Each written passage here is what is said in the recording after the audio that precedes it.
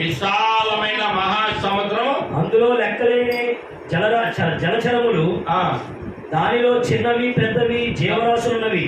ఏమండి అంటే చెప్పండి. అదిగో విశాలమైన జలరాశులు, మహాసముద్రము, అందులో దాంట్లో లెక్కలేని జలచరములు, జలచరములు, దానిలో చిన్నవి పెద్దవి జీవరాశులు, చిన్నవి పెద్దవి ఉన్నాయి. ఆమేన్, హల్లెలూయా. దాంట్లో ఏమన్నాయి? చిన్నవి ఉన్నాయి, పెద్దవి ఉన్నాయి. ఏ ఒక్క మాట నేను అంది, చిన్నవి కలిగినగా కానలేదు, మధ్యగా కలిగినగా కానలేదు, పెద్దవి కలిగినగా కానలేదు.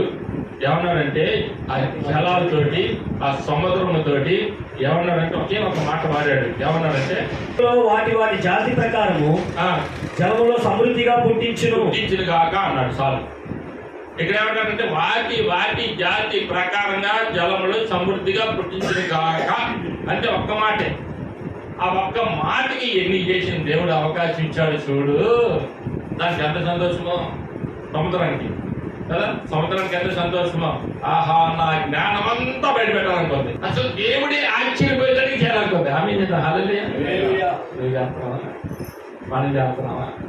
దేవుడు ఆశ్చర్యపడాలి నన్ను చూస్తే, దేవుడు ఆశ్చర్యపడాలి నన్ను చూస్తే, నేను చేసే పని చూస్తే దేవుడు మెచ్చుకోవాలి. అబ్బా ఏవో ఇంత గొప్పవాడు లేడు అన్నట్టుగా నన్ను చూసి అలాగా సాక్షి ఇవ్వాలి అనే మనకి ఆలోచన లేదు. కానీ జలరాశులకు ఉన్నది, సృష్టికి ఉన్నది, ప్రకృతికి ఉన్నది, సముద్రాలకు ఉన్నది, నక్షత్రాలకు ఉన్నది, సూర్యుడికి ఉన్నది, అన్నిటికి ఉందంట. స్తోత్రం చేద్దాం. హల్లెలూయా. అన్నిటికి ఉంది. కానీ ఈ మానవుడిని తయారు చేశాడే, ఇష్టపడి మానవుడిని తయారు చేశాడే, ఈ మానవుడికి లేదు.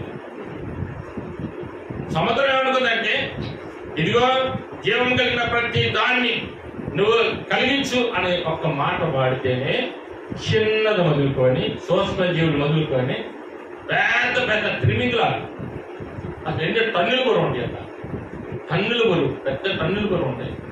ఒక పడవను కూడా, ఓడను కూడా తల్లకిందులు చేసే ఉంటాయి. ఓడకు అట్లా లేచిందంటే చాలు, వాడ తల్లకిందులు అయిపోతాయి.